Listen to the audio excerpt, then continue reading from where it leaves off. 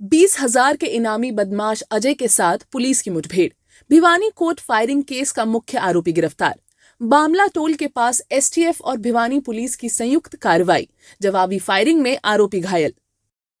भिवानी के बामला टोल के पास शनिवार देर शाम पुलिस और कोर्ट फायरिंग केस में फरार चल रहे 20,000 के इनामी बदमाश अजय के बीच मुठभेड़ हुई। आरोपी पिछले 3 महीनों से पुलिस की पकड़ से बाहर था। संयुक्त पुलिस कार्रवाई में आरोपी को गिरफ्तार कर रोहतक पीजीआई में भर्ती कराया गया। पुलिस के अनुसार आरोपी की पहचान अजय उर्फ भोला निवासी डाडमा जिला चरखी दादरी के रूप में हुई है। वो 4 सितंबर को भिवानी कोर्ट परिसर में हुई फायरिंग का मुख्य आरोपी था। इस घटना में एक युवक गंभीर रूप से घायल हुआ था और बाद में रोहतक पीजीआई में उसकी मौत हो गई थी। घटना के बाद से आरोपी फरार था, जिस पर 20,000 रुपए का इनाम घोषित किया गया था। आरोपी की तलाश में भिवानी पुलिस और रोहतक एसटीएफ की संयुक्त टीम लगातार निगरानी और छापेमारी कर रही थी। पुलिस को सूचना मिली कि अजय बामला टोल के पास आने वाला है। सुराग मिलते ही संयुक्त टीम मौके पर पहुंची। जैसे ही पुलिस ने अजय को घेरने की कोशिश की, आरोपी ने पुलिस पर फायरिंग कर दी। पुलिस ने जवाबी कार्रवाई की, जिसमें आरोपी अजय के पैर में 2 गोलियां लगी। आरोपी को मौके पर काबू करते हुए घायल अवस्था में रोहतक पीजीआई भेजा गया। एसपी सुमित कुमार ने बताया कि आरोपी के पास से हथियार बरामद किए गए हैं। टीम ने घटनास्थल से साक्ष्य एकत्र कर आगे की कानूनी प्रक्रिया शुरू कर दी है। भिवानी कोर्ट फायरिंग मामले में मुख्य आरोपी की गिरफ्तारी पुलिस की बड़ी सफलता मानी जा रही है। मुठभेड़ के बाद उठे सवाल वही हैं, कानून से बचकर कब तक? अपराध कितना भी योजनाबद्ध हो, न्याय की पकड़ आखिर होती ही है।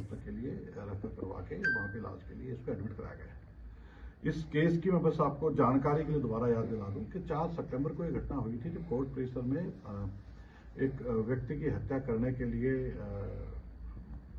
ये 4-5 लोगों ने प्लान बना के उस पर अटैक किया था और किसी कारणवश जिसको मारने आए थे उसको गोली ना लग के एक दूसरे व्यक्ति लवजीत को एक गोली लगी थी।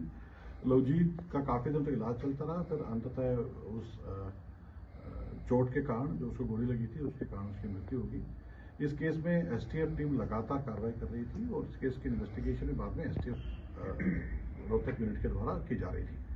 पिछले करीब 3 महीने के अथक प्रयास के बाद एक बहुत लंबी चेज, एक मैसिव ऑपरेशन एसटीएफ और भिवानी पुलिस की टीम के द्वारा चलाया जा रहा था। इसमें ऑलरेडी पहले जो एक शूटर था उसको भिवानी पुलिस की सीआईए यूनिट फतेहाबाद में मुठभेड़ के बाद गिरफ्तार कर चुकी थी, जिसको उसको भी गोली लगी थी। लेकिन ये 2 जो व्यक्ति थे, इसमें एक का नाम अजय है, ये डाडमा गांव का है, और दूसरा विकास है, ये भिवानी के काकरोली गांव का रहने वाला है। ये 2 अभी तक फरार चल रहे थे। तो उस कड़ी में एक बहुत महत्वपूर्ण सफलता ये पुलिस एसटीएफ हरियाणा पुलिस और भिवानी पुलिस के संयुक्त ऑपरेशन के तहत के लिए मिली है। और न केवल संगठित अपराध की कमर टूटी है इस एरिया में, जो व्यक्ति बाहर से बैठ के इनको हैंडल कर रहे हैं उनको भी ये क्लियर कट मैसेज है कि यहाँ पे गोली का जवाब गोली से ही आएगा, गोली का जवाब बातों से नहीं आएगा।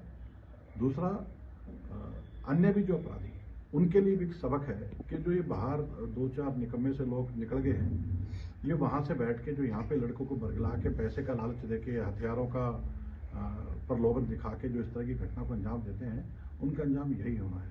आज 4 सितंबर के बाद से ये लोग दर दर की ठोकरें खा रहे हैं, छुपते फिर रहे हैं, कुत्ते के जैसे इनका जीवन हो गया, हर वक्त पे डर में रहे हैं और इवेंचुअली के लिए मुठभेड़ के बाद पकड़े गए हैं। तो ये सबक है हर उस व्यक्ति के लिए जो ये जो संगठित गिरोह वाले लोग हैं, इनकी बातों में ना आए, क्योंकि सबकी अंततः भविष्य जेल है और अगर पुलिस मुठभेड़ में आमना सामना हुआ तो किसी भी हद तक बात जा सकती है। मामले में कितने शूटर? तो घटनाक्रम में मौके पे जो लोग थे वो 5 लोग आए थे। 5 में से 3 लोग पहले गिरफ्तार किए जा चुके थे, जिसमें से उन्होंने बताया कि एक को फतेहाबाद में सीआईए भिवानी के साथ मुठभेड़ में पहले गोली लग चुकी है।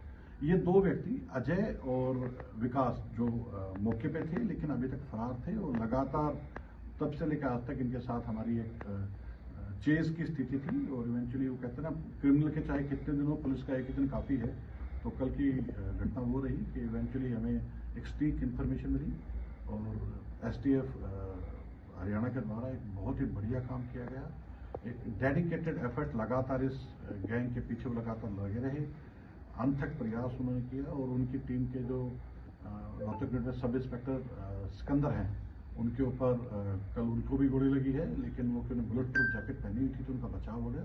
तो बहुत ही बहादुरी दिखाते हुए एसटीएफ की टीम ने इस संगठित अपराध करने वाले गिरोह को तोड़ा है। सर ये किस स्थिति में थे, वाहन था क्या इनके पास, कैसे इंसिडेंट हुआ? ये एक टोल टैक्स पे हमें इंफॉर्मेशन थी कि ये यहाँ पे आएंगे, और उसके बाद जैसे ये जिस गाड़ी में थे उनको रोकने का जब प्रयास किया तो उन्होंने उतरने के तुरंत बाद ही पुलिस के ऊपर फायरिंग स्टार्ट की, खेतों की तरफ भाग लिए, और जो खेतों की तरफ भागे पुलिस ने इनका पीछा किया और वहाँ पे जवाबी कार्रवाई में इनको गोलियां लगी। कितना इनाम रखा गया आपको इनके ऊपर? इसके ऊपर अजय के ऊपर 20,000 रुपये का नाम है, और जो उसका साथी रोहित है, उस जो विकास है, विकास के ऊपर 20,000 रुपये का नाम। और कितनी घटनाओं में शामिल रहेंगी? देखिए, कल रात को जैसे आज सुबह अर्ली आवर्स में ये मुठभेड़ हुई है, तो उसको तुरंत उसके बाद हमने हॉस्पिटल में एडमिट करा दिया है। तो अभी इससे पूछताछ की जानी बकाया है। तो ये जो बातें आपने पूछी कि वो कितनी घटनाओं में, ये इस दौरान 3 महीने के दौरान ये कहाँ रुका है, किसने इसको शरण दी है, किसने इसको फाइनेंशियल हेल्प की है, किसने इसको ठहराने में मदद की है, वो सभी आदमी अब इसी केस में पुलिस के चंगुल में आएंगे और गिरफ्तार किए जाएंगे। सर इस पूरे मामले में कितने आरोपी थे, कितने गिरफ्तार हो चुके अब तक? आप सारे आरोपी, अगर मैं इनको जो घटना पे वारदात देने के लिए आए और या फिर जो और लोग जो मदद करने वाले थे, ये संख्या बात करूं तो करीब 12 आदमी इसमें अलग अलग इसमें गिरफ्तार किए जा चुके हैं, जिसमें से 4 तो वो लोग हैं जो मौका पे हाजिर थे। जो मौका पे एक लड़का अभी तक फरार है, उसका नाम विकास है, वो काकरोली का है, वो फरार है। और अब जो भी हमें इमीडिएट इन्फॉर्मेशन कुछ इकट्ठी हुई है, मुझे लगता है कि हम अगले 24 घंटे में तो उसको गिरफ्तार कर लेंगे। घटना की मुख्य वजह गैंगवार थी या कोई? हाँ, ये एक यहीं भिवानी का एक लड़का है, भगोड़ा है, डरपोक किस्म का लड़का है, वो विदेश भाग गया था। उसने अपनी कोई दुश्मनी निकालने के लिए इनके जो मुकाबला लगाया था। कितने राउंड आरोप के द्वारा फायर किए गए थे और कोई हथियार भी बरामद हुआ? हाँ, उनसे हथियार बरामद हुआ है, क्योंकि तो उन्होंने बताया कि एसटीएफ के एक सब इंस्पेक्टर ने जब इनको पकड़ने का प्रयास कर रहा था तो उस टाइम उसको भी गोली लगी है, उसकी बीपी जैकेट में गोली लगी है, जिससे कारण उसका जान का बचाव हो गया, लेकिन क्रिमिनल्स पे गोली चला दी थी। एक हथियार से बरामद हुआ है।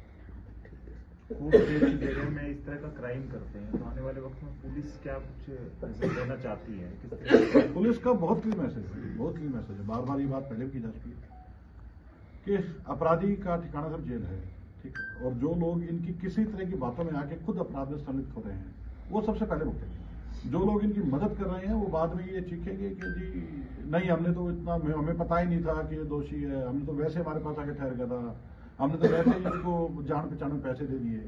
इन बातों की वैल्यू नहीं है। किसी तरह की मदद करोगे, चाहे ठिकाना देने में या पैसे देने में या व्हीकल देने में या कहीं भागने में, बराबर के दोषी हो गिरफ्तार किए जाओगे।